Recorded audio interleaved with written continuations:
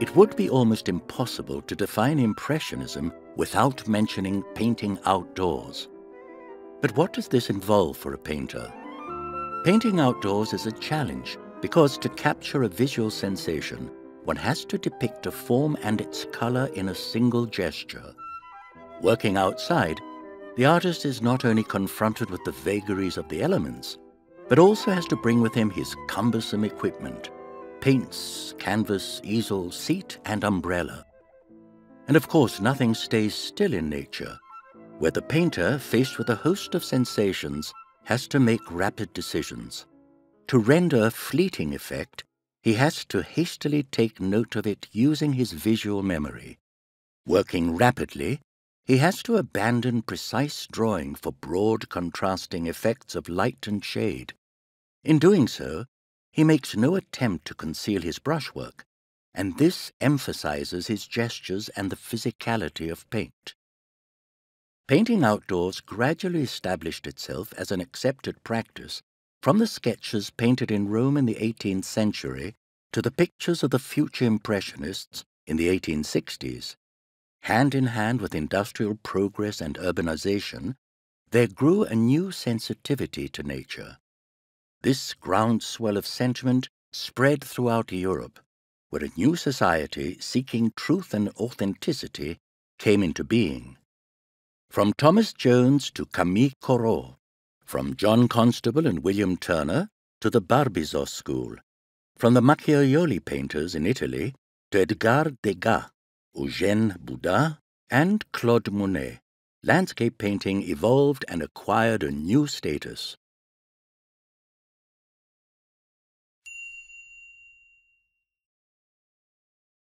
François Desportes received his training at the end of the 17th century from a Flemish painter working in Paris. He began his artistic career painting decorative compositions at a time when landscape painting was still regarded as a minor genre. After a brief period as a portraitist for the Polish royal family, he was summoned to the court of Louis XIV to work as an animal painter. Going out on the king's hunts with his portfolio, he drew the royal hounds in a variety of situations. He also painted still lifes abounding with flowers, fruit, and animals. When he died, Desportes left around 30 landscapes in his studio, including the one you see here. These small, spontaneously painted pictures on paper depict the undulating countryside of Île-de-France, often capturing its changing light effects. Desportes used them to paint other subjects such as hunting scenes, dogs, large decorative compositions, and tapestry cartoons for the Manufacture Royale de Gobelins. They were never intended to be shown in public. The sensibility Desportes showed in his approach to landscape, unusual for the time, was very modern in its simplicity, economy of means, and directness.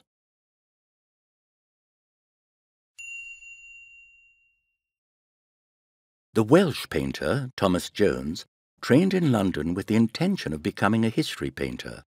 As was then customary for members of the English aristocracy, Jones went on the educative trip of Europe known as the Grand Tour. He went to Italy in 1776, staying in Rome, then Naples, in the company of many of his countrymen. The numerous views he painted of Naples were neither remarkable nor picturesque, according to the artistic criteria of the time. When he returned to Britain, Jones gave up painting to become a magistrate in his hometown. Although his artistic output was not prolific, it was very innovative in several respects and remarkably premature in its sensibility to light effects. The view of Naples that Thomas Jones painted here has never been identified. The harsh contrasts of light and shade accentuate the jagged geometric forms of the cliff face, giving it a monumental presence. The stone wall in the foreground suggests that Jones's viewpoint was from a roof or terrace. This accentuates the reality of the scene and discreetly manifests the painter's presence.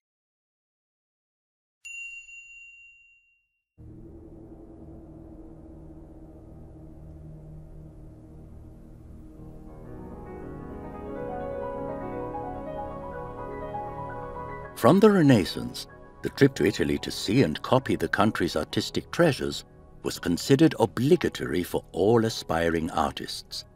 This led to the creation in 1666 of the French Academy in Rome, housed in the Villa Medici from 1803. More and more artists flocked to Italy in the 18th century, and Pierre-Henri de Valenciennes was no exception. He stayed in Rome 3 times, returning with numerous drawings and sketches, many of which depict locations near the Villa Medici. Alongside the official commissions he executed in his studio, Valenciennes painted a great many studies outdoors, including this view of the convent of Araceli. This building on the Capitoline Hill in Rome, next to the basilica of the same name, was home to a community of Franciscan monks until it was demolished a century later in 1886. Deliberately omitting the facade of the famous basilica, Valenciennes chose an adjacent, more mundane view of this site, painted by countless other artists. His prime aim here was to depict the interplay of light and shade. The picture's composition and title focus our attention on the umbrella pine and give as much importance to the vegetation as to the architecture. Valenciennes' treatment and colors convey a freshness of sensation, foreshadowing the works of Corot a few decades later. In 1800, Valenciennes published a treatise on landscape painting in which he devoted a chapter to oil studies. He played an active role in the recognition of this genre in academic circles.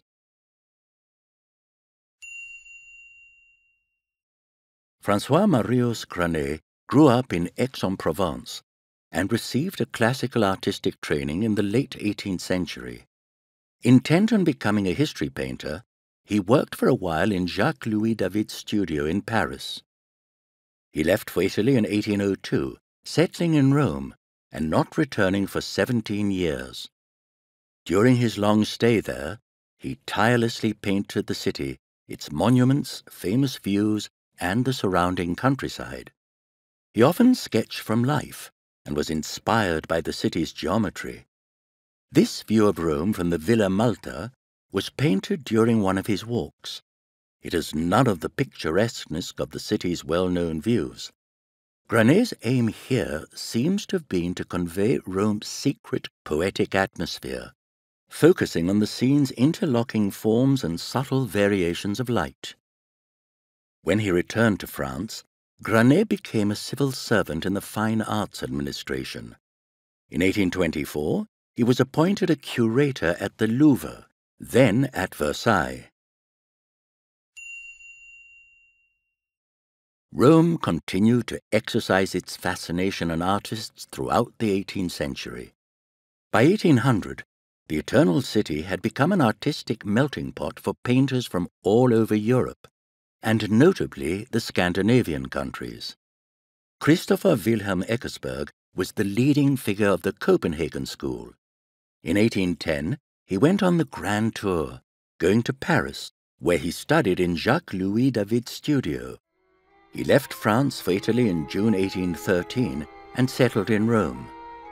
In the city's effervescent international artistic circles, Eckersberg felt free to experiment and decided to paint mainly outdoors. Intent on capturing the changing effects of light and shade, he chose innovative viewpoints in which architecture interacts with the landscape.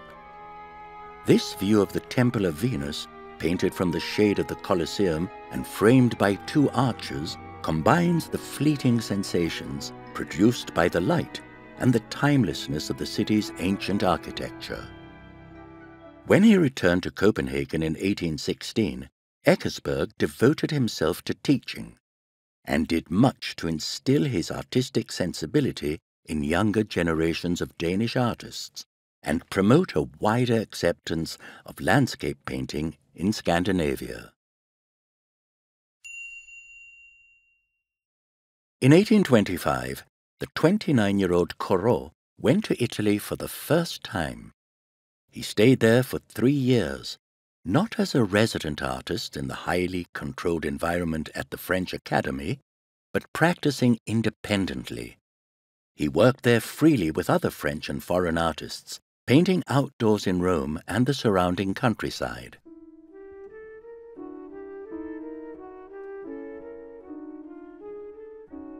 In this picture, he depicted the fountain in front of the Villa Medici, home to the French Academy in Italy since 1803.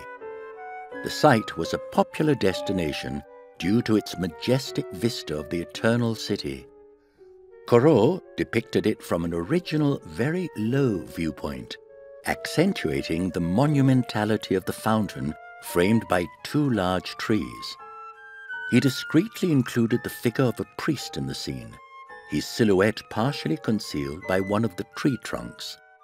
The shady foreground, rendered in subtle shades of green and brown, contrasts harshly with the brilliantly lit ochre and pink panorama beyond, dominated by the cupola of the St. Peter's Basilica.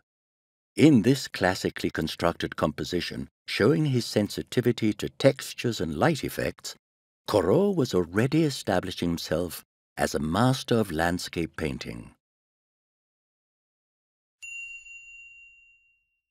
During the night of the 17th to the 18th of October 1848, Europe witnessed a spectacular aurora borealis.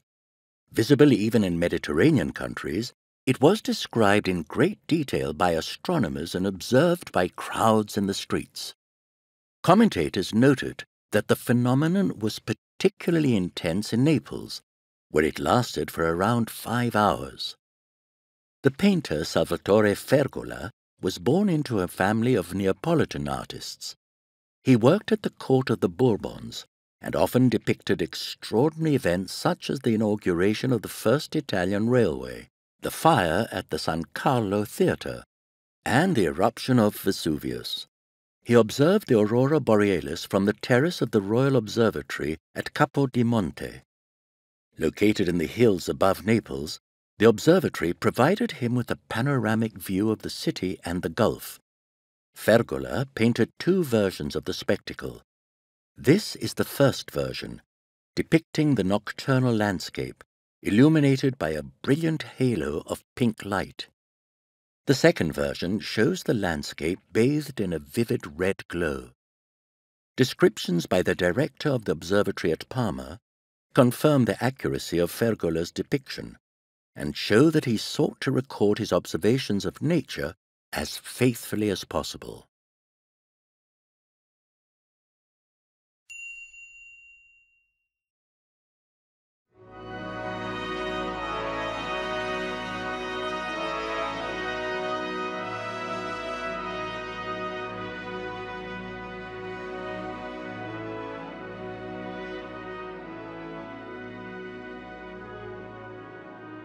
Turner was the leading artist of the English Romantic painters. Born into a lower middle-class family, he lived in London all his life, but travelled widely. He went to France and Italy several times in the spirit of the Grand Tour, also visiting Holland, Belgium, and the Rhineland. He returned from these trips with numerous watercolours whose brilliance and rapid execution soon attracted important patrons. George Wyndham, Earl of Egremont, began collecting Turner's works in 1802. He invited the artist many times to Petworth House, his palatial residence near Brighton, on England's south coast. He even provided him with a room for him to use as a studio. The Earl commissioned 4 paintings to be hung in the dining room of his residence. This painting is a study for one of these pictures. Its size and shape correspond exactly to the position intended for the finished work, still in situ in Petworth House today. This study shows the lake in the park, of which the Earl was especially proud, since he had had it designed by the famous landscape gardener, Capability Brown. Turner, who may have observed the view from his window, was more interested in the atmospheric effects produced by the setting sun than in the landscape itself. The result is an ethereal yet dramatic English landscape, rivaling the grandeur of Italian landscapes. After Turner died in 1851, this study, part of the Turner bequest, was allocated to the National Gallery in London. When it was first shown to the public in 1857, it was presented as an unfinished work. The critics were initially disconcerted by its free atmospheric style, but gradually came to accept it and admire it as the quintessence of Turner's genius.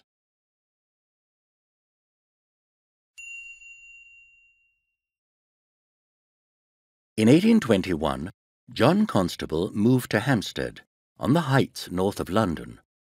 From this natural observatory, he devoted himself almost exclusively to painting the sky and clouds, producing more than 100 studies in a year. He also made meteorological observations and read scientific literature on the different types of cloud formations. He took notes, intending to give a lecture on the subject, and said that he wanted to paint a natural history of the sky. Constable painted this sketch during a stay with his wife's family near Brighton in the 1820s.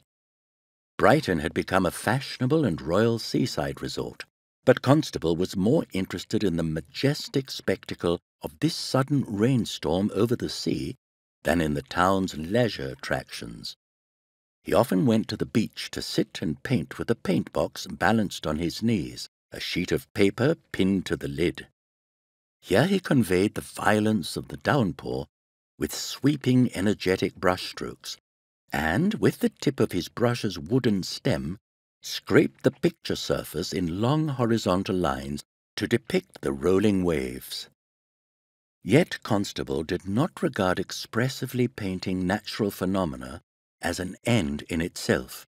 His finished works were meticulously composed and the result of days of work in his studio.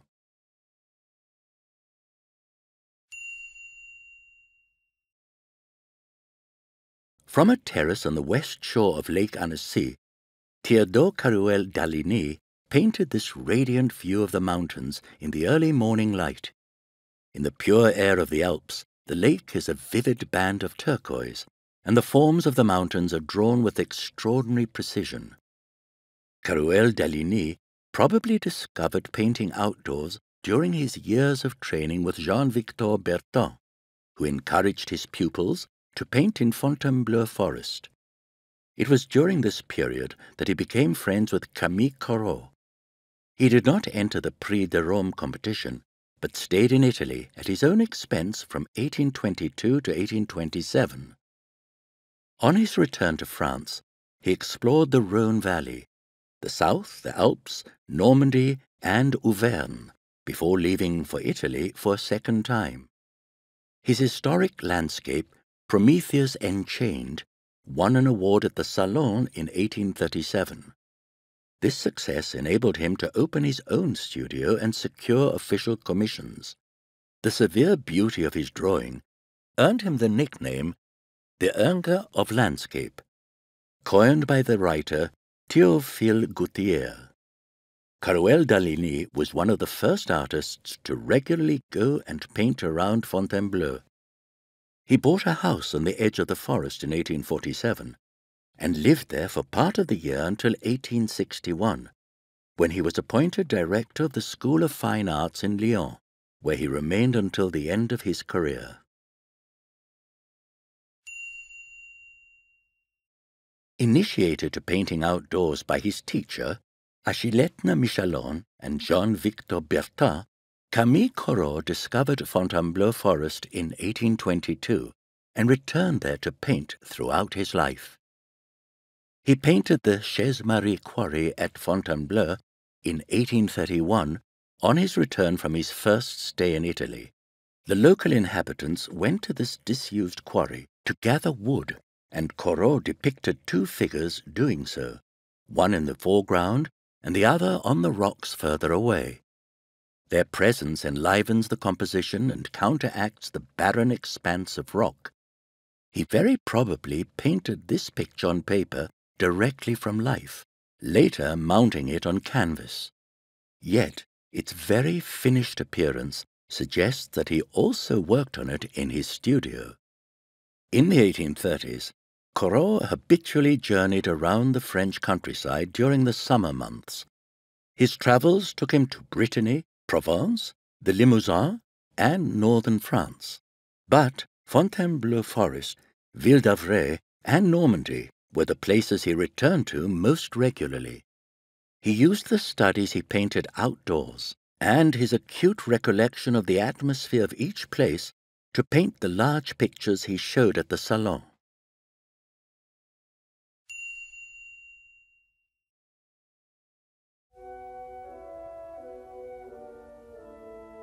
Georges Michel was born into a modest family in Paris. He trained as a painter at a very young age, and for a long time remained unrecognized. Most of the information we have about him was obtained from his widow by the art critic Alfred Saint-Cyr, 30 years after he died. According to her, Michel worked for a while for the art dealer Jean-Baptiste Lebrun, husband of the painter Elisabeth Vigée-Lebrun. After the Revolution, whose upheavals shook France when he was 26, he often went on excursions into the forests around Paris with artistic friends to work outdoors. He showed at the Salon from 1791 to 1814. His painting, greatly influenced by the Dutch masters, was largely ignored by the critics. From 1821, he lived in the Temple quarters in Paris, and daily went on long walks out into the then still rural communes of Belleville, Saint-Denis, Saint-Ouen, Bondy, Pontard, and Vincennes. On the plains north of Paris, the landscape is dominated by the vast skies, whose spectacular cloud formations Michel depicted with very free brushwork. According to his widow, he drew more than he painted during these excursions. Still, the vigorous brushwork of his later paintings suggests the bold treatment of outdoor sketches.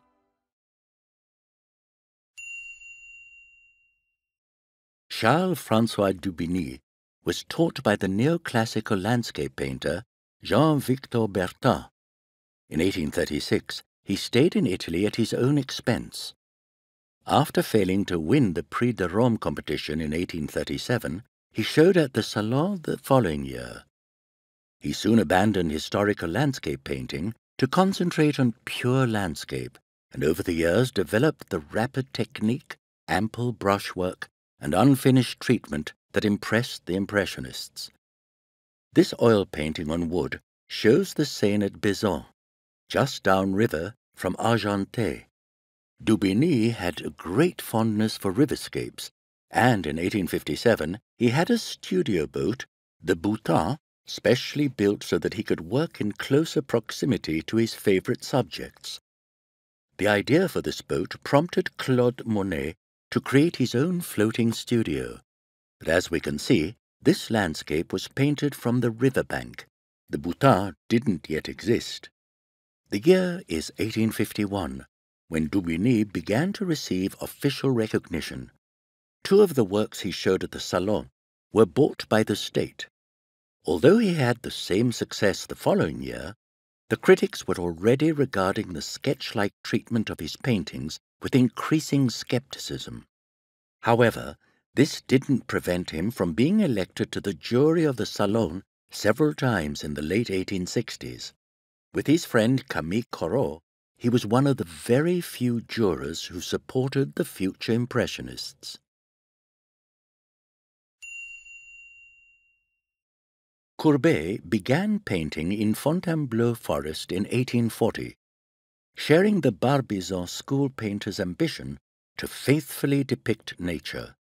Although he never embraced painting outdoors in the same way as his Barbizon friends and the Impressionists, immersion in the natural motif was always an essential stage in his work. During his stays in Normandy in 1865 and 1869, Courbet painted a series of pictures of waves, a subject even more elusive than clouds, and testing the limits of painting directly from the subject outdoors. The writer, Maupassant, paid a visit to the painter while he was staying at Étretat, and described him working during a storm in a house so close to the sea that the water was crashing against the window. Courbet spread paint on the canvas with a palette knife, regularly going to the window and pressing his nose against a pane to observe the waves beating on the shore. Courbet's energetic treatment conveys the power of the sea. The wave is breaking directly in front of us, and the dark clouds on the horizon are just as threatening, broken only by the patch of blue sky at the top of the picture. There is no shoreline or figure to serve as a point of reference. As he did in many of his landscapes, Courbet is plunging us headlong into the elements.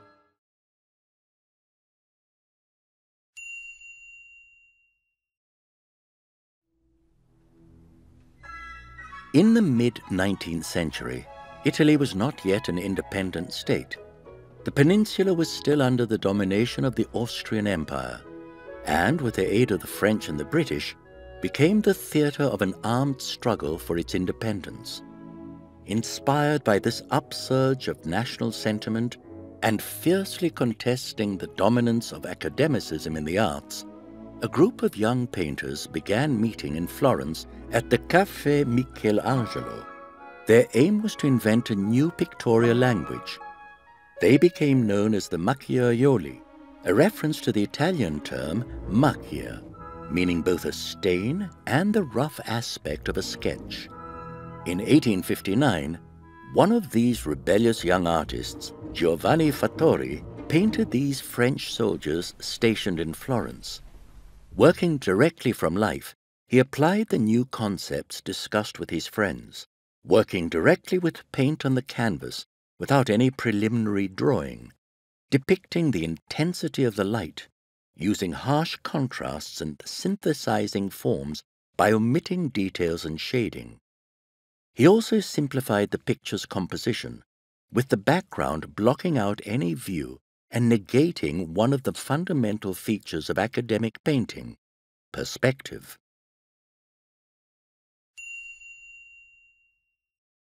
Giuseppe Abbati was born in Venice. When he was 23, he joined Garibaldi's troops fighting for Italy's independence and unity. He was wounded in the battle near Capua in 1860 and lost an eye. He later moved to Florence and began going to the Café Michelangelo, where he joined the Macchiaioli, the group of young painters rebelling against political and artistic conservatism. One of them, Diego Martelli, an art critic, patron and a friend of Degas, provided priceless information about Abbati. He began studying very seriously in the cloister of Santa Croce, then being restored, and where there were blocks of marble of all colours, giving the artist the advantage of having in front of him well-defined masses and harsh contrasts. Abbati ignored the beauty of this jewel of Florentine architecture, focusing his attention entirely on the blocks of stone. Lying there in the burning sun, they gave him an opportunity to magnify the effects of light and shade with harsh contrasts. Only the vivid blue of the man's hat provides a counterpoint to his palette of neutral tones. Resting against a column with his back to us, his presence accentuates the apparent silence of a scene drained of energy by the midday sun.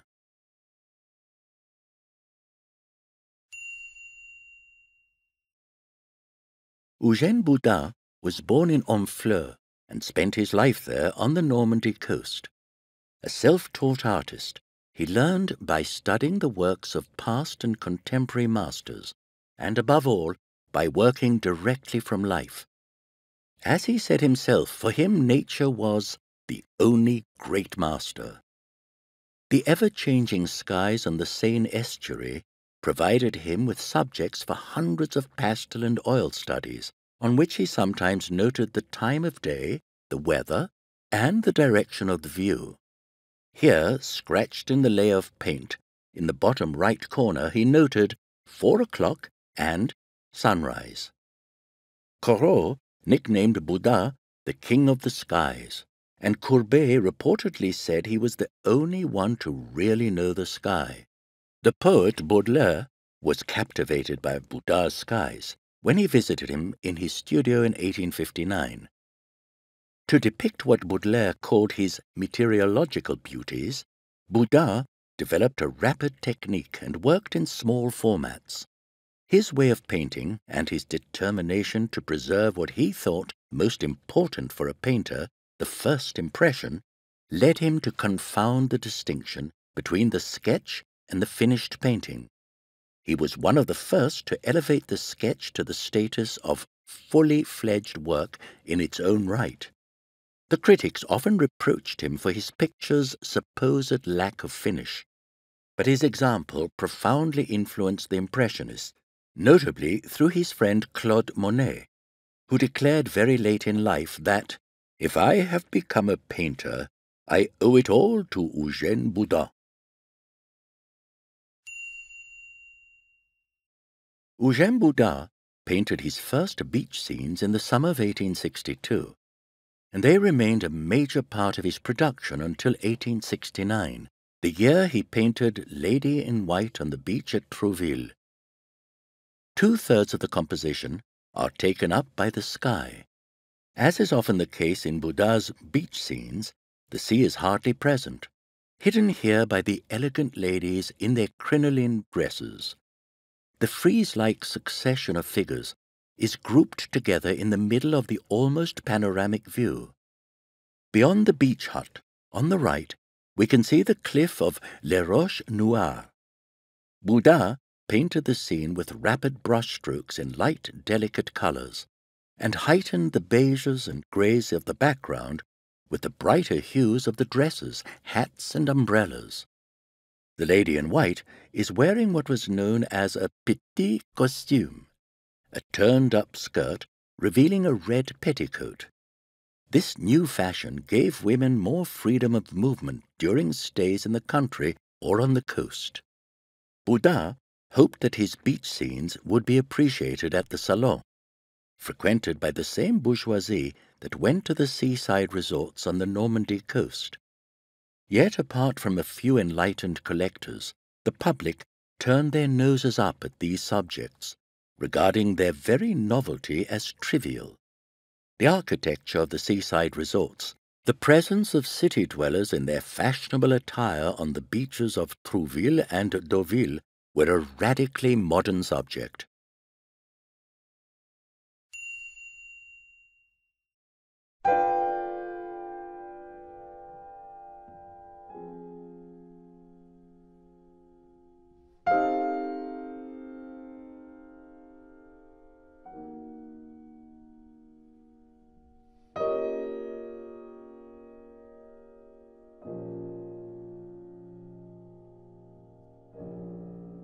Women are waiting on the quayside of Boulogne harbour for fishing boats to return, their white headdresses and the green water of the port gleaming in the moonlight. Above the sails and masts, the star-studded sky and the moon are partly concealed by clouds.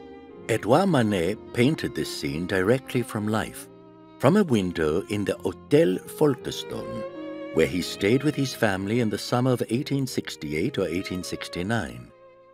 The mysterious chiaroscuro of this nocturnal scene is reminiscent of 17th century Flemish and Dutch painting. In his personal collection, Manet had a picture by the painter Art van der Neer, who specialized in moonlit landscapes. Although Manet was inspired by this painting's atmosphere, he did not imitate its smooth, precise treatment. His broad brushstrokes and harsh contrasts are more reminiscent of the Spanish masters, whom he also admired.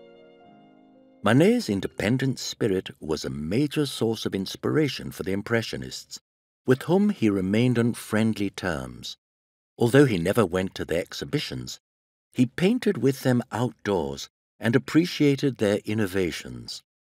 But he continued to prefer lengthily meditated compositions painted in his studio.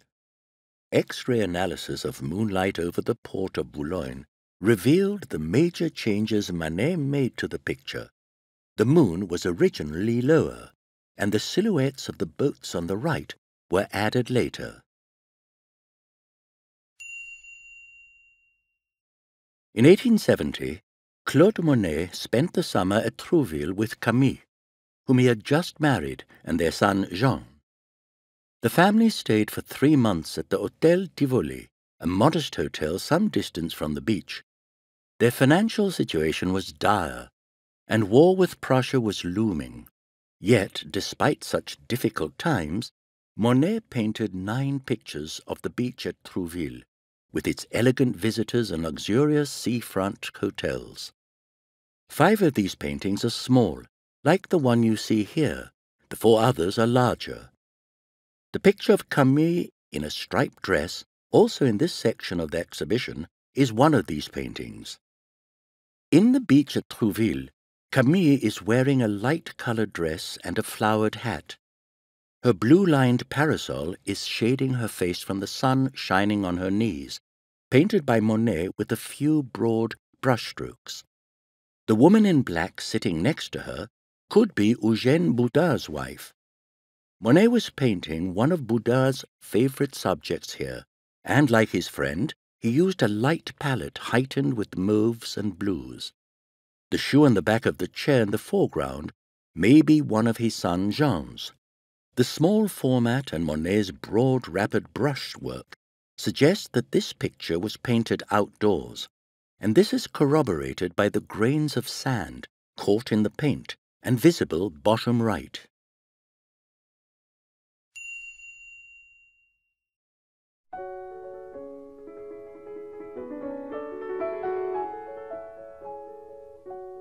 In the summer of 1865, Monet, staying at Chailly-en-Billère in Fontainebleau Forest, worked on an ambitious project. At the 1866 Salon, he wanted to show a picture more than 4 meters by 6 meters, entitled Luncheon on the Grass. It was to depict a group of elegant Parisians picnicking in a clearing in Fontainebleau Forest. The finished work was never shown, and Monet was forced to cut it into 3 pieces after it was damaged by damp in storage.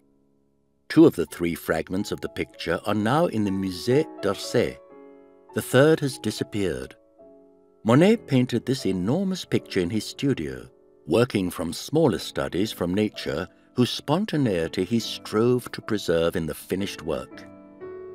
This is one of the studies Monet painted directly from life. The man and the woman are his partner, Camille Corot, with his friend the painter Frédéric Bazzi.